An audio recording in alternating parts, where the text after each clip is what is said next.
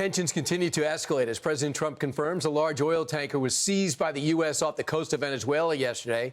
Let's bring in Senate Armed Service Committee member Senator Tim Sheehy to join us now. Senator, your reaction to this move? I mean, it was 48 hours ago where we had our fighter jets penetrate their airspace.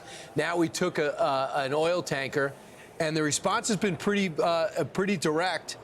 They say we're essentially that we're just stealing their oil. What's your reaction?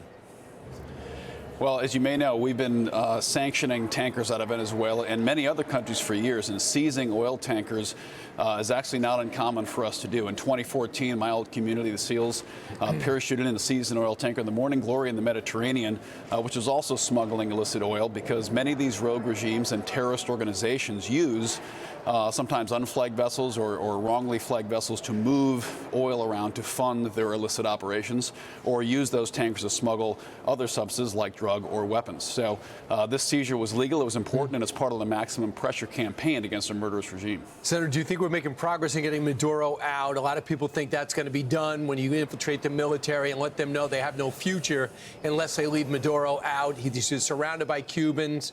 Do you have a way forward here? I think it's important that the Venezuelan people will decide their way ahead. Obviously, we've seen the will of the Venezuelan people repeatedly repressed for a long time by the Maduro regime.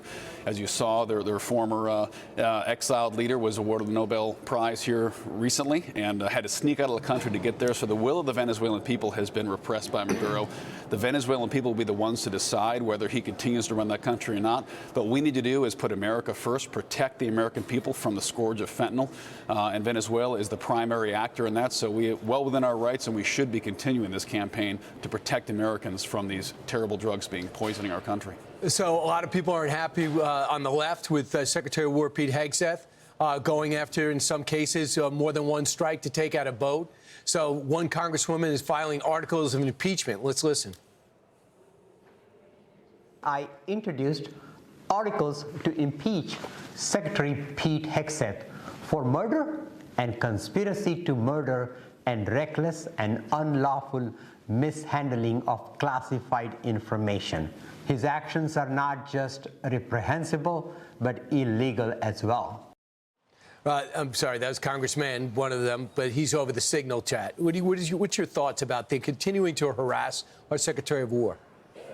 I think it's a disgrace, and they should be ashamed of themselves. Where were these people? Where was their outrage when tens of thousands of Americans were being poisoned from coast to coast with these drugs? That's where the real murder was occurring. All right, so Senator, you did something really admirable on Pearl Harbor Day, December 7th. You jumped out of a plane and you have reclaimed the world record with the massive jump of our flag and beat Libya. And describe this jump and what went into it.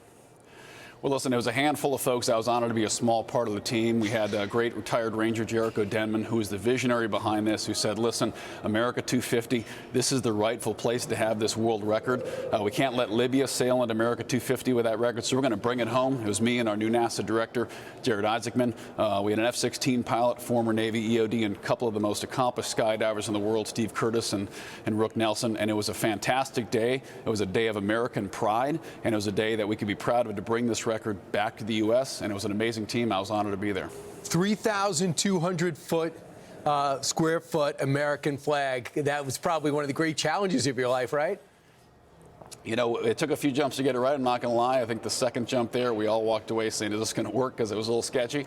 But a couple more practice jumps, and the only one that mattered was the fourth jump where it worked, and it looked great coming down. It really does, especially on a day that means so much in American history and changed the world history. Congratulations on being a part of that. Senator Tim Sheehy doing a great job as Senate Armed Service Committee member and also on Veterans Affairs. Thanks for joining us today. I'm Steve Doocy. I'm Brian Kilmeade. And I'm Ainsley Earhart. And click here to subscribe to the Fox News YouTube page to catch our hottest interviews and most compelling analysis.